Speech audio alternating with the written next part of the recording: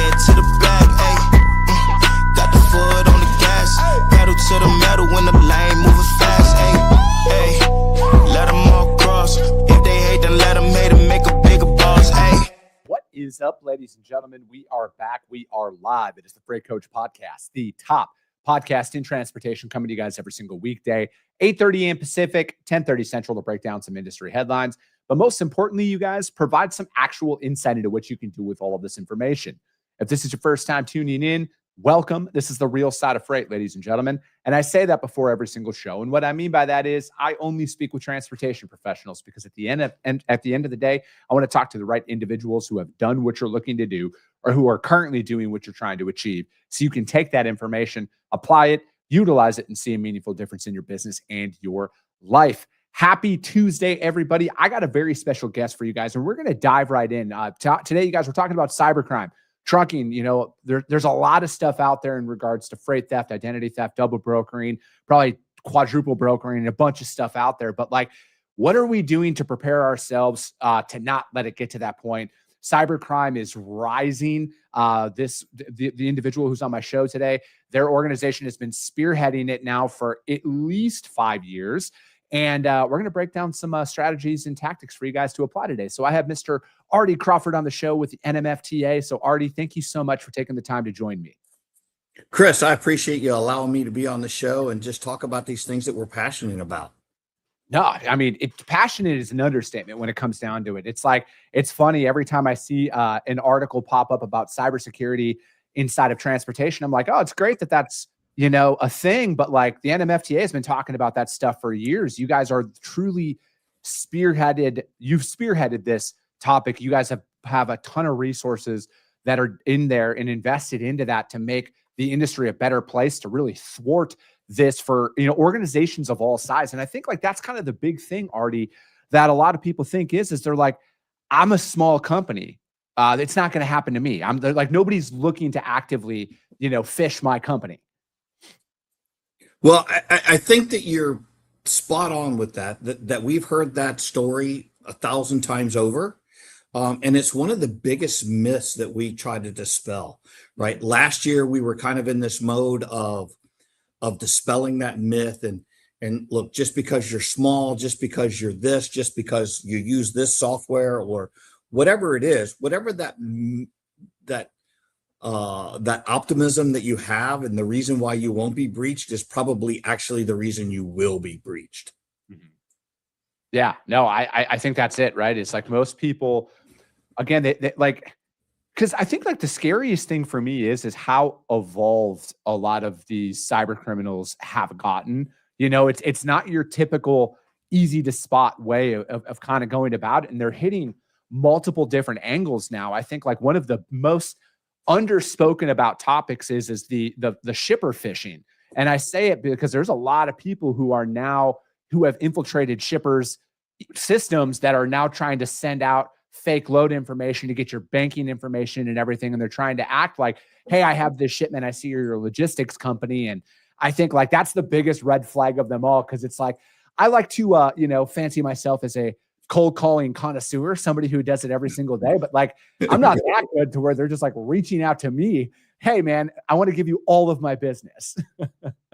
Yeah, we're seeing a lot of that, as well as, as business email compromise has just climbed immensely, because, as this industry runs on trust, mm-hmm. right? And that trust is irrevocable, right? Mm-hmm. Once it's broken, because the fact that it's oh my gosh, what did I just do? Right? When it's an ask for a banking change, or let me take this load for you. When you got somebody really energetically trying to engage you, I like to call it your spidey senses start tingling, right? Yeah. And I think that that's part of this industry that we don't put enough characterization around, that says, my spidey senses are tingling. Maybe I should do a little more due diligence, or I should follow up a little better. So you guys and this is one, I'm going to put the link out there for you guys to go in there and download this, because you guys put together a report for people here recently. And, again, it's just packed with a ton of information and value for people to go out there and talk about that. Well, what was the big driving force? Is this something that you guys do on an annual basis to kind of like look back on the last 12 months, and it's kind of like a cybercrime, whatchamacallit, review in the year on, and talking about some of those topics that have came to light?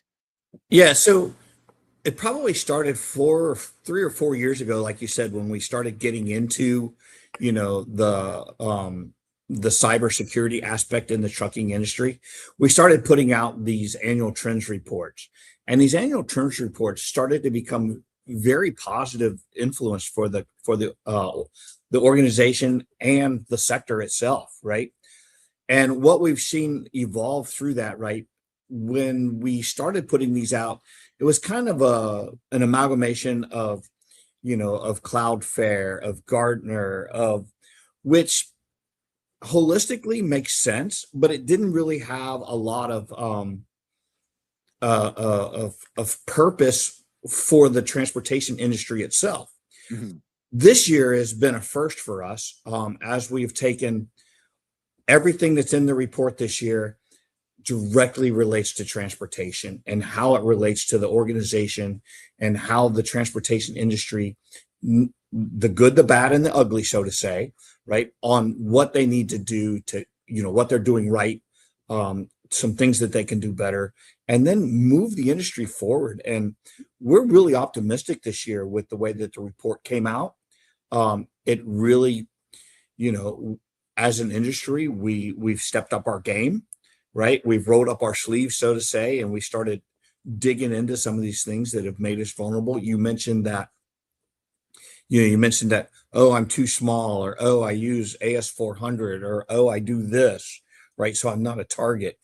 But what we've seen over the last year in this trends report is those myths are being dispelled. Some of the things that we talk about, see something, say something, and we're sharing amongst the industry now, and the industry is like better, stronger, faster for it.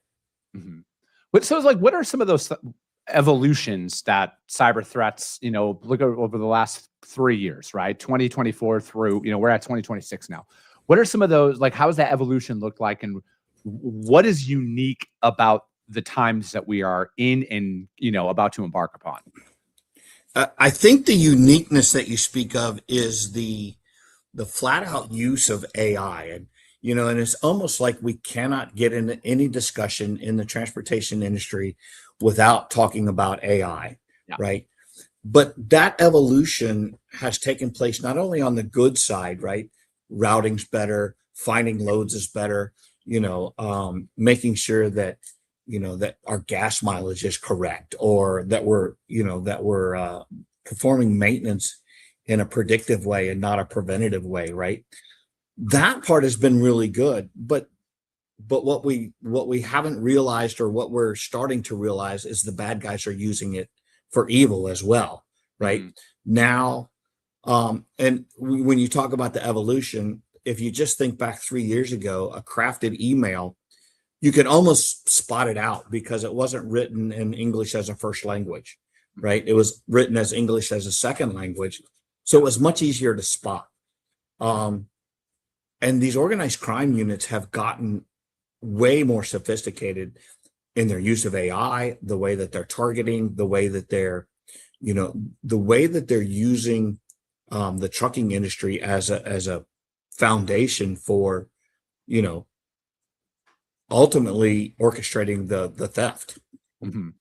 So, like, I mean, when you're talking about automation, I mean, really, it's just like outpacing the human's ability to respond to it. What does that look like in real operations, do you think?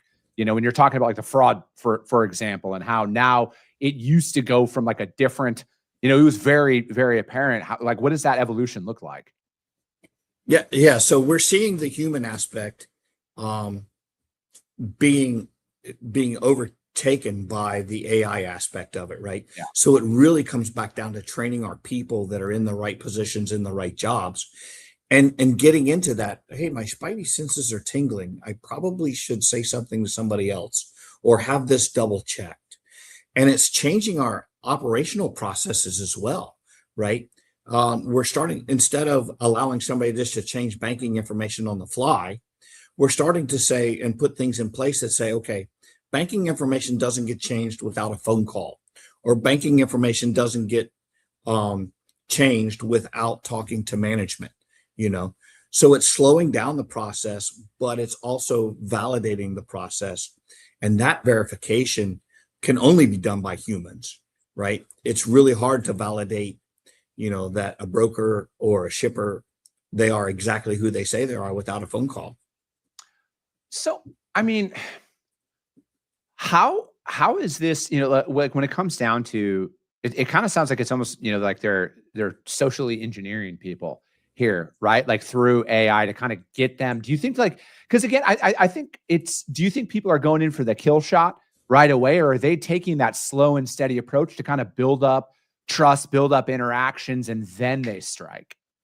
Oh, Chris, you're like laying them out there easy for me to answer at this point, right? So we're seeing a lot of organizations, let's just say brokers, and I think that you would be a prime example of this, right? And I don't know your operational processes, but let's just say that before a carrier gets a high value load, they have to run 5 or 6 loads for you, right? Of medium value or of increasing value along the way. That if it gets ripped off or stolen or misdirected in flight, that, okay, it wasn't that big a deal. And I say that because all missing loads are a big deal. Yeah. But it wasn't $1 million load, right? It wasn't Shaq's car or something of that nature, right? And they're learning what your internal processes are. The organized crime units that are out there are learning what those internal processes are.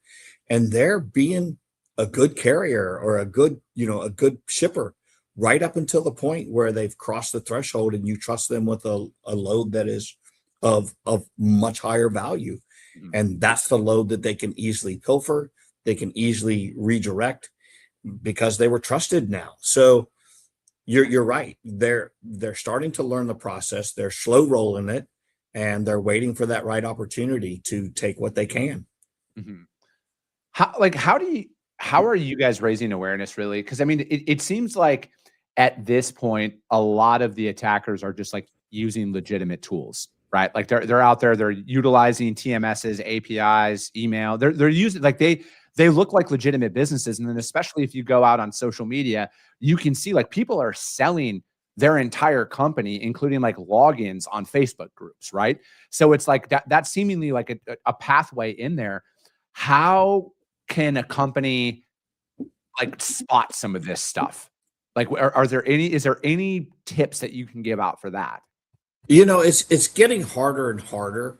And the same due diligence that you do when you're vetting a carrier or vetting a shipper, right, through all of the normal means, the 411s, the highways, the truck stops. And I don't want to leave anybody out of that. There's probably a dozen more of those.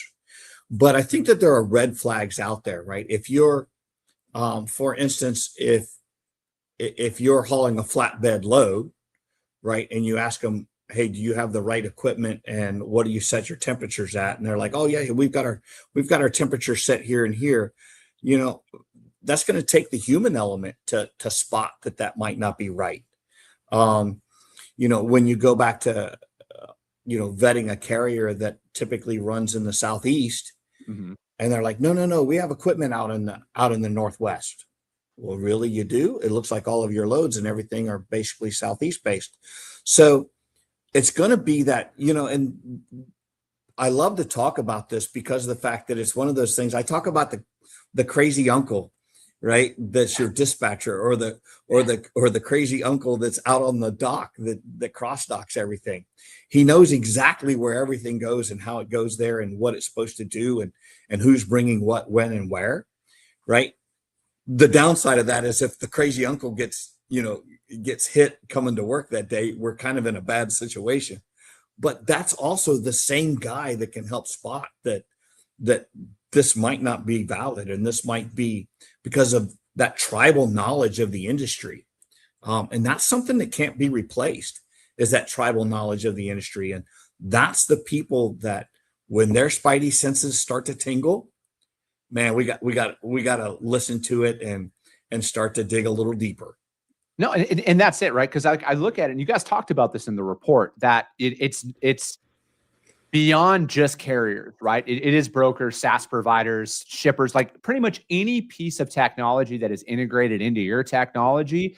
You need to be talking to them about their cyber plan, like their cybersecurity processes, all of that stuff in there, because like that was one of my biggest takeaways from the event in Austin this year. And again, you guys, the NMFTA puts on an annual cybersecurity conference, and I literally just walk away kind of like with my jaw on the floor. And this year was that like hearing somebody speaking about like the in-depth about how they only need access to one system. And if there's any API connectivity at all throughout that ecosystem, they can get access to everything.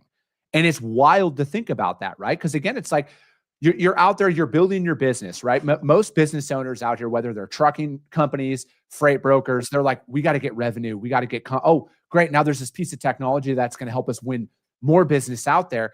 The last thing on most companies' mind, what does your cyber infrastructure look like? How are you going to protect any like cyber theft from happening inside of my company? Yeah, you're absolutely right, and we're seeing an increased use of legitimate tools, API connections, and one of the bigger ones we're seeing a lot of use of are RMM tools, right? Remote management tools. Yeah, remote man. Okay. So you don't have everybody on site anymore, right? Thank you, COVID. Maybe good, bad, or ugly, right? But we don't have everybody on site anymore, and we've allowed people to have a work-life balance. So we have remote tools that allow us to get in and adjust our infrastructure, check loads, work from home, whatever that is. But those same RMM tools are being exploited, right? Mm-hmm. For nefarious purposes. Mm-hmm. And those tools are the ones that you're kind of talking about, right? The connections of APIs, these remote management tools, right? Being able to, to log in from elsewhere without multi-factor authentication, sharing of accounts. We're still seeing a lot of that take place, that 4 or 5 people from accounting all have, access, through one login that's not multi-factor authentication. So even though we see increases, we're still seeing some of the good cyber hygiene practices are not being put in place. So like, do you have any examples of any third-party compromises that you can kind of talk about here in regards specifically to the transportation industry? So we saw one last year, and I'm not going to call them out. Yeah. But the group that did it was Clop, right? And Clop is a well-known ransomware cyber criminal organization, right?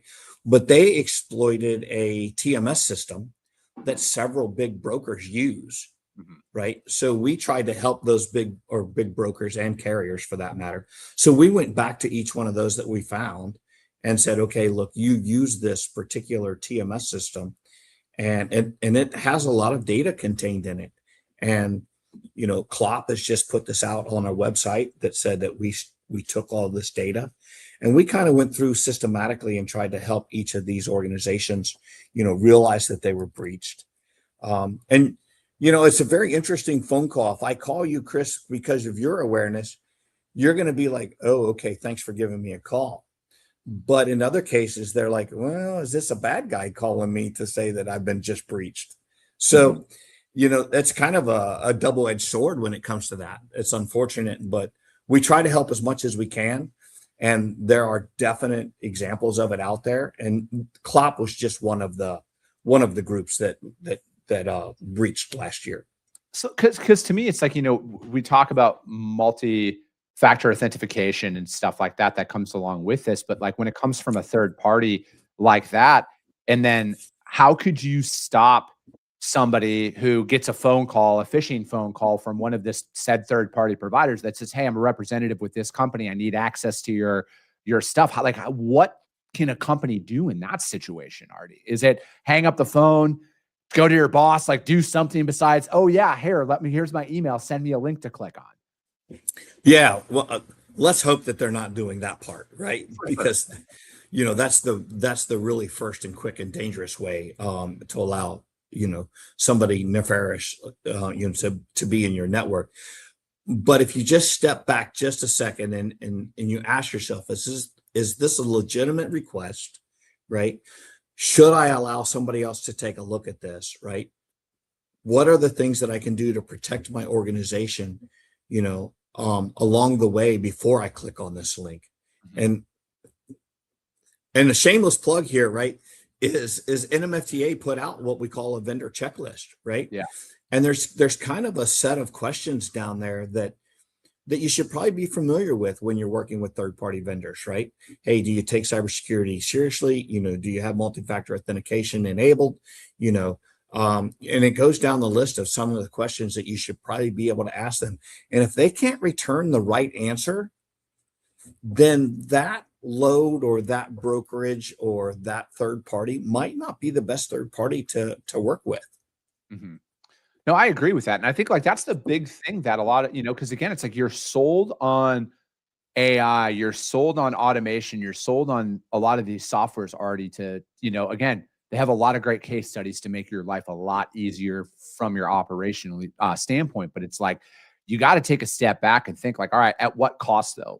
Is there an actual cyber policy in place? What does their response look like? Do they even have a plan? And that's why it's again, I'm glad you brought up that checklist though, because again, most organizations, that's literally the last thing on most companies' mind, Artie, is this third-party vendor that I'm about to purchase a subscription through cyber secure?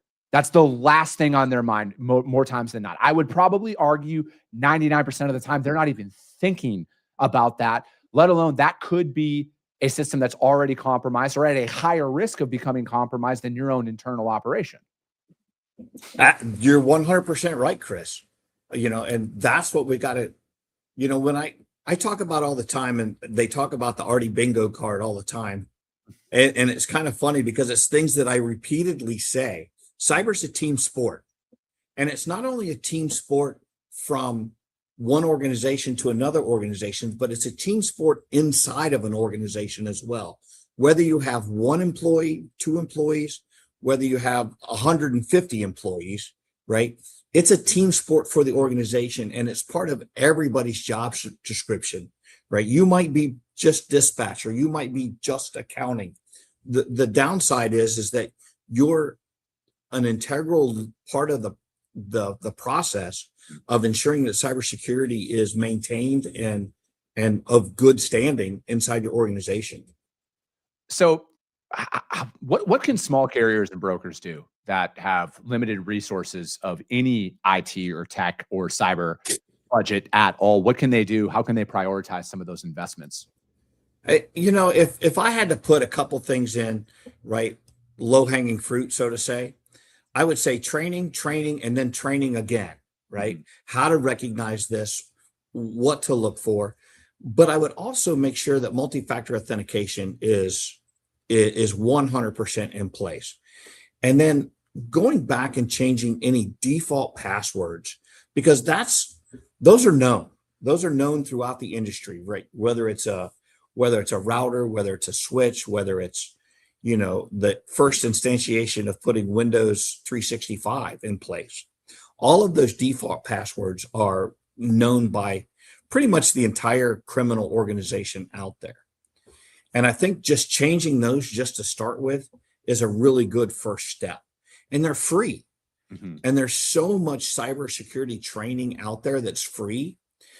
Yes, it costs you a couple hours, in order to go through some of these, vignettes, but there's some good stuff out there. And then I would, again, another shameless plug, come out to the NMFTA website, right? Yeah. And just look at the things that we put out there, because we break it down in such a fashion that says, okay, these are the 5 main cybersecurity things that you need to do to prevent freight fraud, or not prevent it, but to mitigate some of it. Mm-hmm.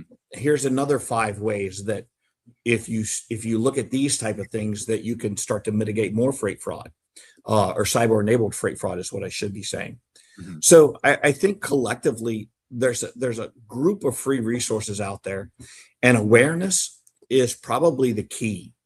And then trusting your gut, Trusting your gut, if it just doesn't look right or the value is too good to be true, we talked about growing up that nothing is free. Yeah. And that's a true statement, right? If it just doesn't look right or it's too good to be true, it's probably not. What are some things people need to be on the lookout for, Artie? I think like it's very well publicized about current trends that are going on and that have been going on in the industry. Are you guys seeing anything evolving that are becoming a point of concern for operators inside of the transportation industry? We're seeing a lot. Okay, so two things that I think are paramount in the industry right now is concentration. And what I mean by concentration is a number of carriers gravitating towards one platform, right? And that's great that a number of carriers are gravitating towards the same platform, but that concentration also is a liability as well, because if that platform is compromised, then we have a problem, right? That's there. The second thing that I think that we're seeing, and this is it's not just transportation, right? It's across the entire cybersecurity industry, is the use of one-day exploits. And what I mean by that, it used to be that everybody was scared of the 0 day, right? Oh my gosh, we're going to be, Chicken Little, the sky is falling. There's no more rainbows and unicorns because of a 0 day. That's a true statement. But what we're seeing more often than not now is the exploit of a 1 day, which is basically an exploit that's not been patched. Everybody knows it exists, and that has not been patched yet because the vendor doesn't have a patch for it, or you elected as an organization not to apply that patch as quick as you should have. So we're seeing a lot of that take place, and those are turning into bigger events than they should be because the patch is probably already out there. That's my big concern with a lot of where things are, in regards to technology and, specifically inside of AI, where I think like the further and further the human is removed from the transaction, the higher the likelihood that you're going to be compromised. I could be wrong. I truly could, but like I look at it is when it comes to like automatic booking of loads and like you have an AI dispatcher calling, trucking companies, or like you're automating the load booking process where there's no stopgap. I don't know. I see like that is the easiest path. That's the low hanging fruit that I think a lot of people are overlooking as a potential compromise point, at least from a freight broker's perspective. I think that you're spot on with that, right? With AI outpacing the human involvement, right? We still got to have some type of human involvement in the loop. Unfortunately, it does slow things down. But on the good side of AI, the defense mechanisms, right? Being able to spot anomalies, using AI to help that is really starting to step up, right? So it's allowing the human to interact with AI on a more positive sequence in the defense aspects of using AI. So whereas you make a very valid point that automating a load is a low-hanging fruit, you're 100% spot on. But AI on the other side is helping the defenders kind of step up their game a little bit and find, I like to call it, finding a particular penny in a bag of shiny pennies, right? You're looking for that 1973, minted at the Denver Mint, right? Well, you've got 2 bags of shiny pennies that are just sitting there. You're like, how am I going to find this one penny that's in there? And AI is doing a really good job of helping find that shiny penny in a bag of shiny pennies. Yeah, I look at it where we are right now, it's definitely one of those. It's not a matter of if, it's when. And again, like I think like my biggest takeaway, and again, this is coming from a non-tech person, you guys, the biggest takeaway that I've had from these events and the multiple interviews I've done on cyber is having a plan is going to protect you. Like having a plan, it might not be the best plan, but that's a start.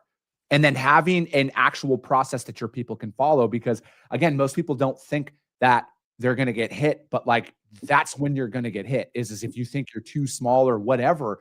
And again, it's like go as far as practicing this stuff, right? Like if you do get one of those random calls on there, have a company policy, a 2-person like touch point, right? Do something besides act in that moment. Take a step back, assess the situation, because I feel like that is going to set you up to minimize. I'm not going to say avoid. I will say minimize the potential exposure is having a plan and then also taking a step back in the moment, walk away, bring somebody else in like, hey, I just got this phone call or I just got this email.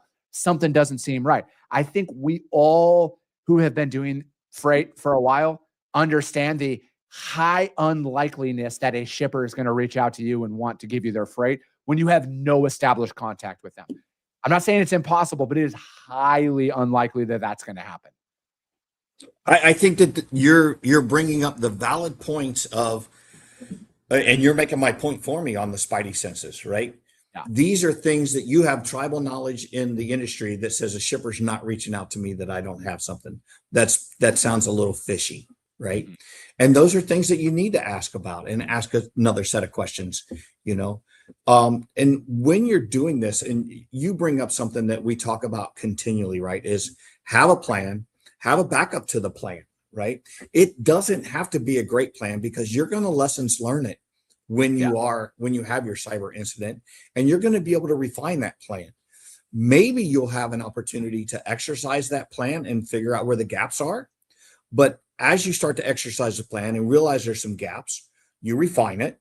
And whether these are operational processes that need to be refined or cybersecurity/IT processes that need to be refined, having a plan is absolutely the best first start.